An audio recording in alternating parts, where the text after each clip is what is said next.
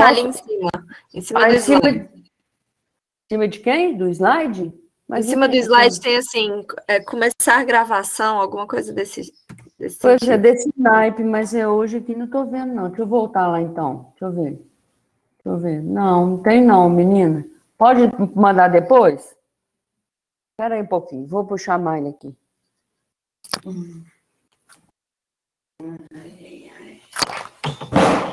Né, para vocês, né?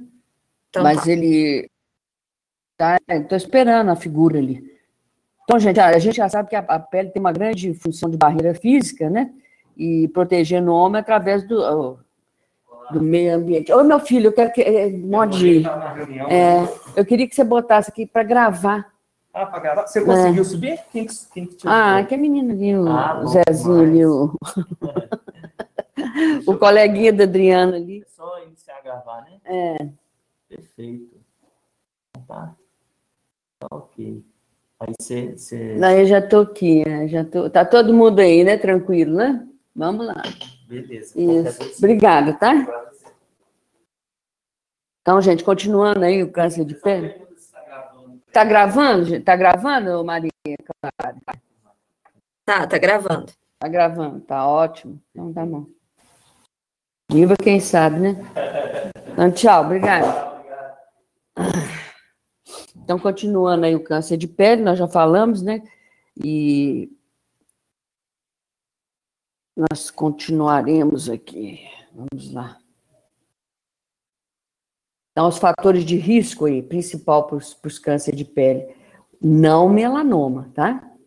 Hoje nós vamos falar dos não melanoma. Então, exposição ao sol, naquele horário que eu falei, entre ultravioleta B, que é mais ou menos em torno, né? De 11 horas da manhã, dependendo se tem horário de verão ou não, até umas 4 horas da tarde, tá certo? Fototipo 1 é aquele fototipo que eu falei de Fitzpatrick, onde você tem um olho azul e o cabelo louro, né? Coisa que a gente quase não tem muito aqui no Brasil, né? Que é um país miscigenado. Muito bem. Mas fototipo 1 é cair fora do sol, né? Doenças cutâneas prévias também, que é extremamente importante, principalmente as úlceras angioedérmicas e cicatriz de queimadura. Às vezes a paciente tem uma cicatriz de queimadura na infância, e quando é lá para 30, 40 anos, há então o aparecimento da lesão neoplásica em cima dessa cicatriz. É um outro fator de risco também, por isso que tem que cuidar muito quem tem cicatriz de queimadura. Essas úlceras angiodérmicas são as úlceras flebopáticas, né? De estase venosa, onde o paciente fica anos com aquela úlcera, e ali em cima pode desencadear também a neoplasia. E, principalmente, também os fatores de risco seria a exposição ao arsênico, né? Então, os derivados arsenicais. Então, a compostos de arsênico encontrado no meio industrial e utilizado terapeuticamente no passado, né? No passado era muito comum se usar os arsênicos, né? Principalmente quando, no início, aí, antes de aparecimento da penicilina, nas doenças sexualmente transmissíveis, né? Na sífilis, o que eles instituíram derivado arsenical, né, que era o Nelsalvarsan, matava mais do que curava a sífilis, né? E por falar em sífilis, a terapêutica específica, né, foi descoberta a penicilina em 1928 por Fleming, né?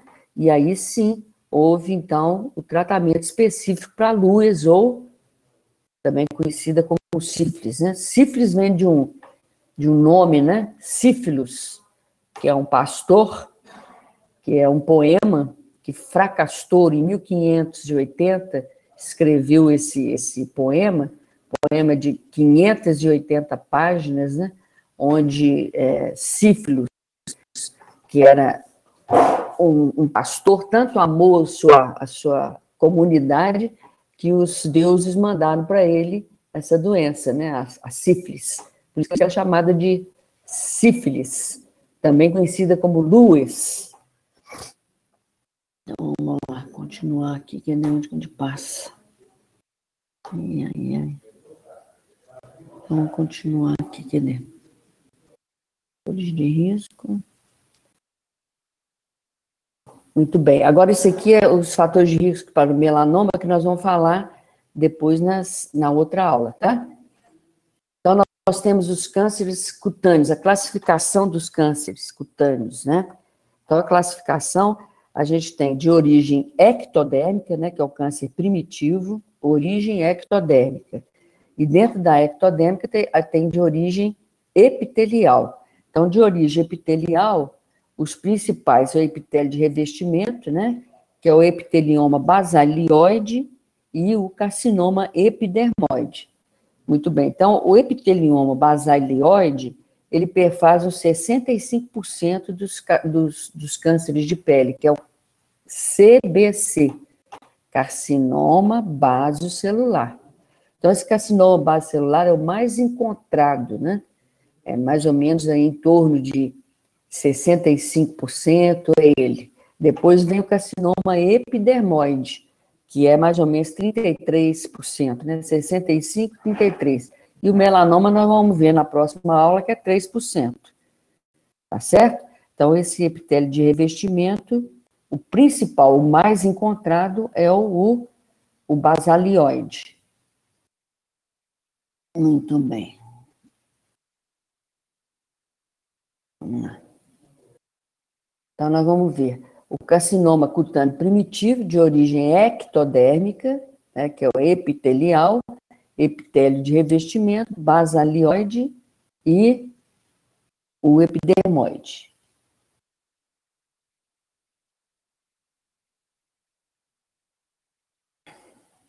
Nós temos também os epitélio glandular. O epitélio glandular, ele é raro, tudo bem? Ele é raro, é mais ou menos, quase a gente não tem essa estatística aí do glandular. Depois a gente tem de células névicas, o principal é o melanoma, que é o pior câncer que existe de todos os cânceres, né? Dependendo da infiltração dele, o paciente não tem sobrevida por 5 meses, é isso?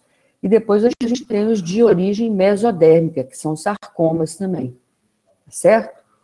E nós temos, então, o carcinoma cutâneo secundário ou metastático, principalmente de pulmão no homem e de próstata, dando metástase para a pele.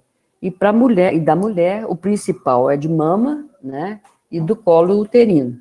São os secundários ou metastáticos também. Então, essa é a classificação do epitélio de revestimento. Então, nós vamos falar do basalioide, né? Ele é conhecido também como carcinoma basocelular, certo? Carcinoma basocelular.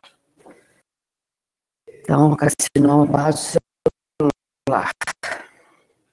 Ou epitelioma basocelular. Ou basalioma.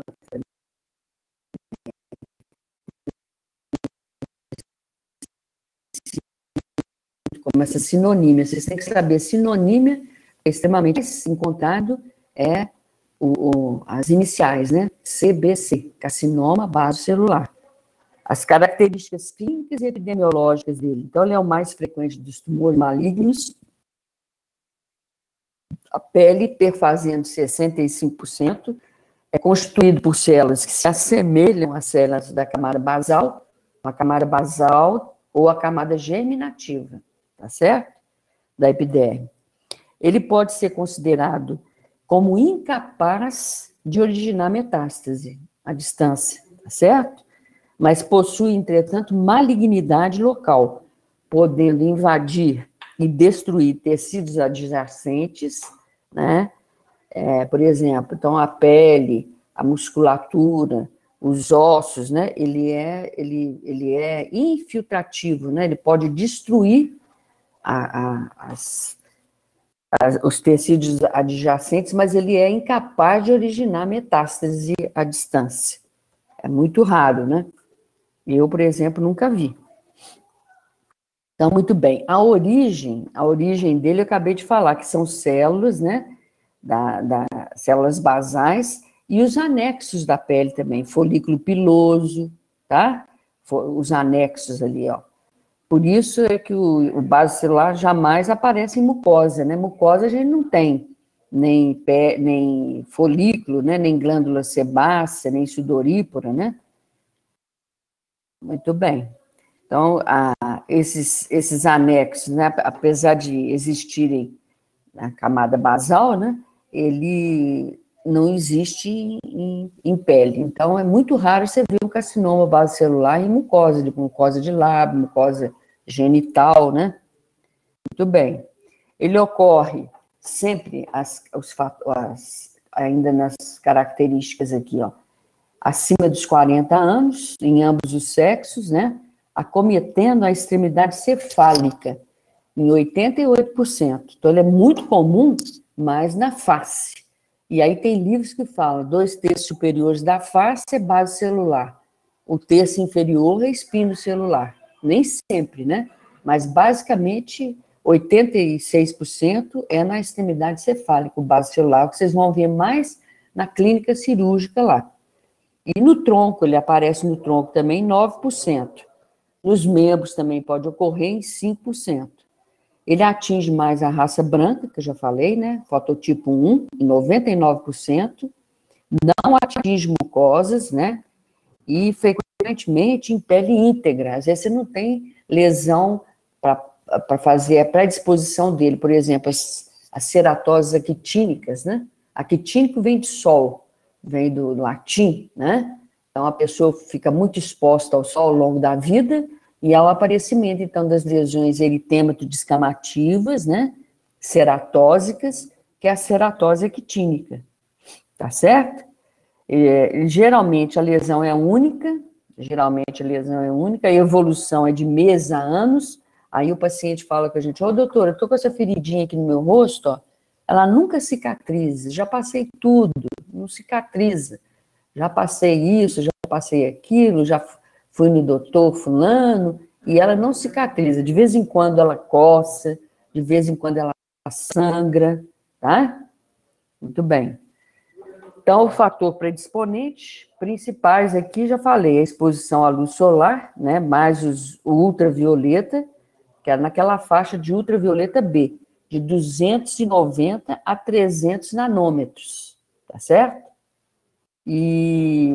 Porque a gente tem ultravioleta B, que é de 290 a 320 nanômetros, temos o ultravioleta A, que é de 320 a 400 nanômetros, e temos o ultravioleta C, que é de 200 a 290 nanômetros, que ele não atravessa a ionosfera, né? Agora, com esse buraco de camada de ozônio, ele estava atravessando. Então, o pior fator predisponente é realmente a exposição solar nessa faixa aí de 290 para 320, que é o ultravioleta B, tá certo? Então, esse é o principal. Prévias irradiações radioterápicas também. Às vezes o paciente está fazendo uma radioterapia e há, né, uma queimadura e o aparecimento também do carcinoma basocelular. A absorção de compostos de arsênico, que eu falei com vocês, né? Os derivados arsenicais, né? Que era encontrado no meio industrial e utilizado terapeuticamente no passado, né? E as lesões pré-cancerosas, que é a radiodermite e a ceratose actínica. Então, esses são os fatores predisponentes. Muito bem. Agora, nós vamos falar as formas, porque nem tudo é um só, né? Então, a clínica, que é a clínica soberana. Então, nós temos as formas clínicas, essas todas aí, ó. O plano cicatricial nodular ou nódulo ulcerativo, tá certo? Esse aqui é o tipo mais frequente. Plano cicatricial nodular ou nódulo ulcerativo. 50% dos carcinomas basocelular aparecem nessa forma, tá certo? No início, como é que é isso? Ele nos relata, é uma pápula no início, ela é translúcida, tá? que gradativamente aumenta de tamanho, ulcera, dando origem a discreto sangramento e formação de uma crosta, né, uma crostícula. As margens desse plano cicatricial são nítidas, com aspecto perolado, aspecto perláceo, da cor de brinco de pérola, né? Então, isso é característico dele, é um aspecto perolado. E outra coisa que é muito característica são as finas telangiectasias que ele tem, tá certo? Então, essas telangiectasias indicam o quê? Indica que ele está sendo alimentado, né? Evidentemente.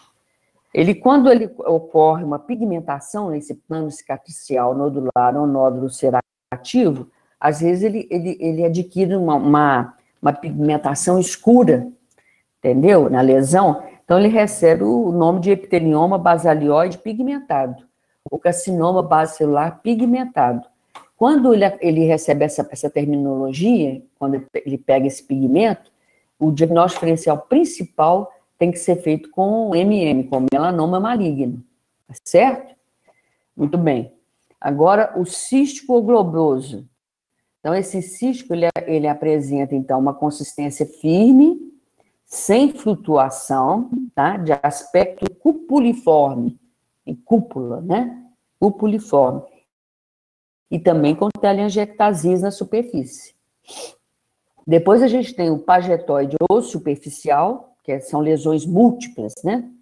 Eritematosas, superfície ligeiramente escamosa e crosta, tendo como localização eletiva esse pagetoide aqui, ó, o tronco. Então, tem pacientes que têm muitas lesões, né?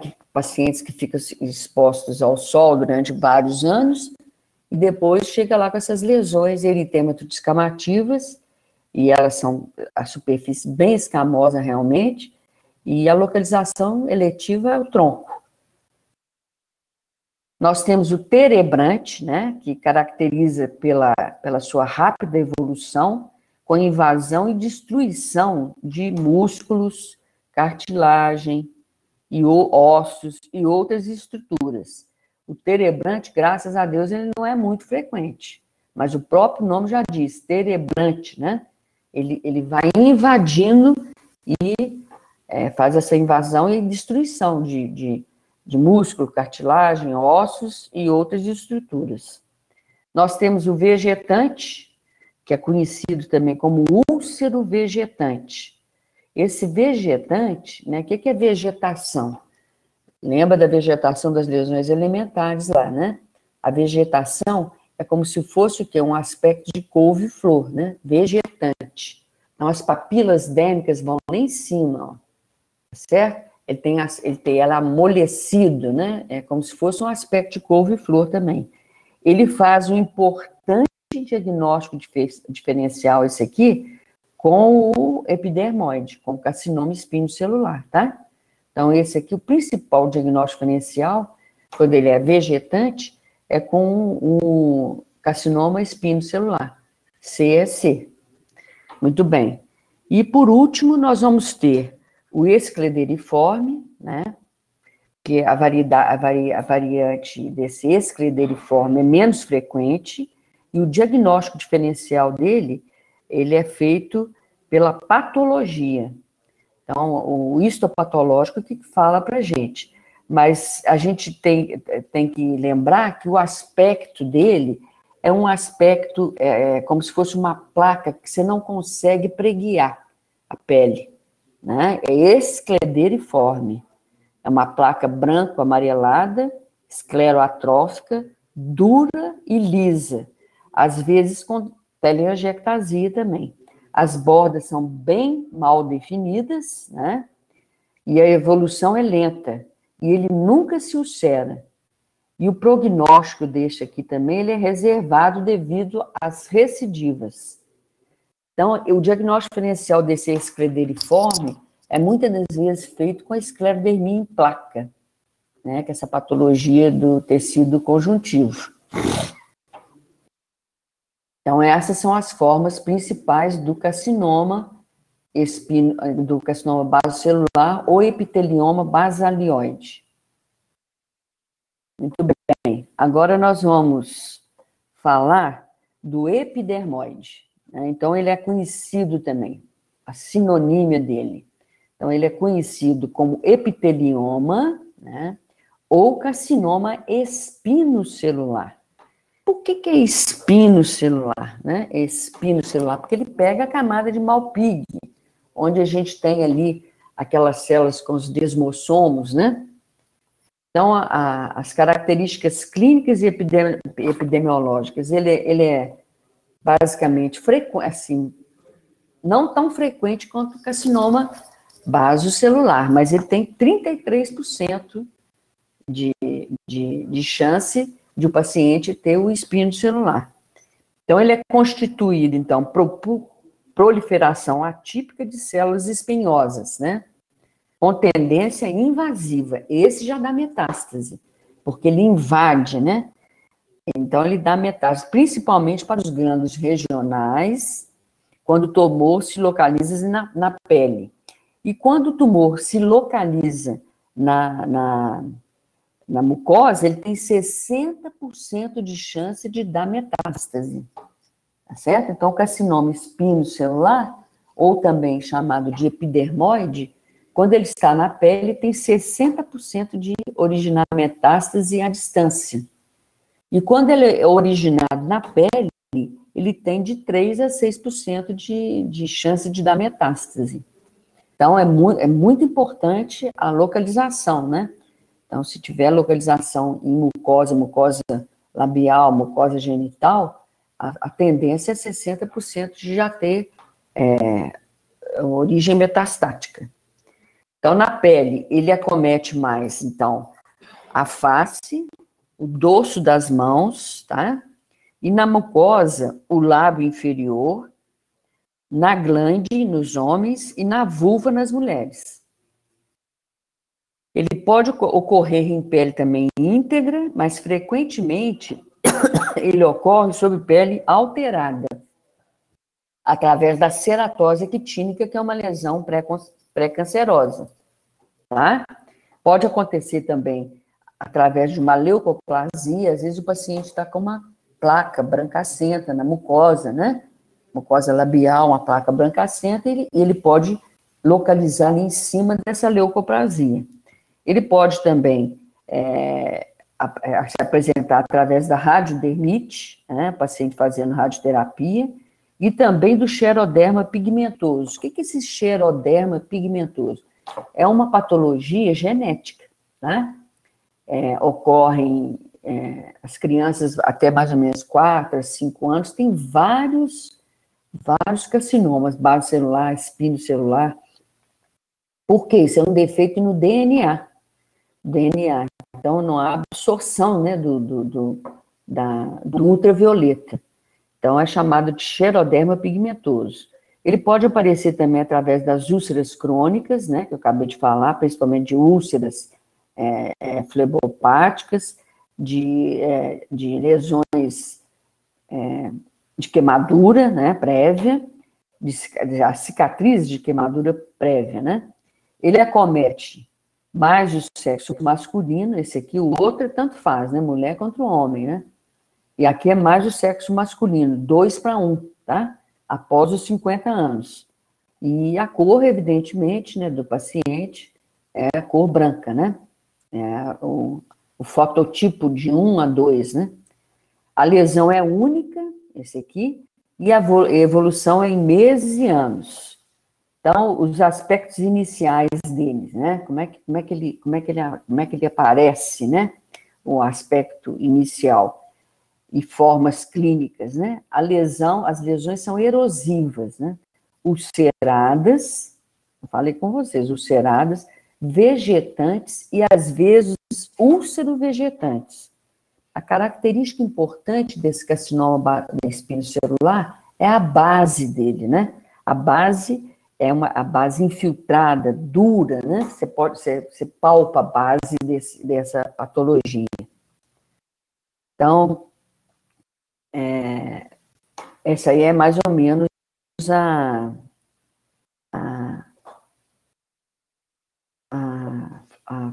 forma clínica, né? Aqui os fatores predisponentes, eu já falei, a luz solar, pré-cânceres, que é o carcinoma, que é a ceratose actínica, o genético, né, através do xeroderma pigmentoso. Uma coisa importante também são os fatores de pacientes imunodeprimidos. Por exemplo, indivíduos cronicamente imunodeprimidos, como os transplantados renais, eles têm também muito carcinoma espinocelular. Certo? Muito bem. Então, o exame complementar. A origem dele, né? A origem dele já falei, nas células espinhosas aqui. O exame complementar é a biópsia, evidentemente, né? E o histopatológico. Então, a gente tem células espinhosas, atípicas, e células diferenciadas, que formam, no centro dessa célula, centro córneo, tá certo? Então, conforme a proporção dessas células, o tumor é classificado em ordem progressiva de malignidade, nos graus 1, 2, 3 e 4 de Brodels. Tá? Então, conforme a ordem dessa, onde está localizado, mais profundamente, etc., ele a classificação é por ordem desses graus aí, que Brodels que classificou, né? Em grau 1, grau 2, grau 3, grau 4. O diagnóstico, então, diferencial principal, ou os diagnósticos diferenciais principais, é o epitelioma, que é o basalióide, que é o carcinoma basocelular, a leishmaniose, é muito importante fazer o diagnóstico, porque a leishmaniose, vocês viram, a lesão é ulcerada. Eu dei na última aula. A ulceração dela é cheia de granulações grosseiras, né, que vocês viram, e a borda da lesão é uma borda infiltrada, em moldura de quadro. Então, é característica, mas nem sempre é tão característica assim. Aí tem que fazer o diagnóstico diferencial com o carcinoma espinocelular. Fazer o diagnóstico também diferencial com a paracoccidioidomicose, nas formas também úlcero-vegetantes. Né? Que na paracoco a gente tem várias formas, né? São polimórficas. Fazer também o diagnóstico diferencial com a cromomicose e também com a esporoticose. Também é importante o diagnóstico diferencial. Tá certo? Agora nós vamos ver aqui. Deixa eu ver. Eu acho que eu não dei como é que é o exame complementar do carcinoma basocelular. Eu não dei. Vamos ver. Vamos falar com vocês aí, então. Acho que não apareceu aí, não. Vamos ver aqui. Então, basocelular, né? Deixa eu ver aqui.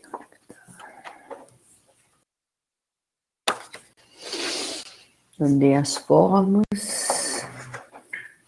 e ficou faltando o exame complementar, então, do basocelular.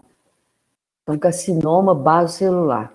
A biópsia e histopatologia também, né? Então, são massas celulares que lembram as células basais, tá certo?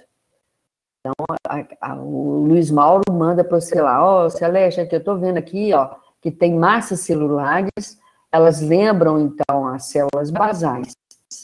Então, qual que é o diagnóstico diferencial também do basocelular, daquelas formas todas que nós vimos ali atrás? Então, a gente vê com os tumores benignos, com a ceratose, com o carcinoma espinocelular, com o lúpus eritematoso cutâneo, né, naquela forma que eu falei com vocês que é mais comum no tronco, e também, às vezes, com nevos pigmentosos, esses nevos, principalmente carcinoma basocelular pigmentado, com melanoma, né, esses são os principais. Agora vamos ver o que tem aqui, porque o melanoma nós vamos deixar para a próxima aula, para não confundir. Aqui já vem melanoma, deixa eu ver. Vamos ver aqui se tem algumas características do melanoma para a próxima aula. Isso aqui.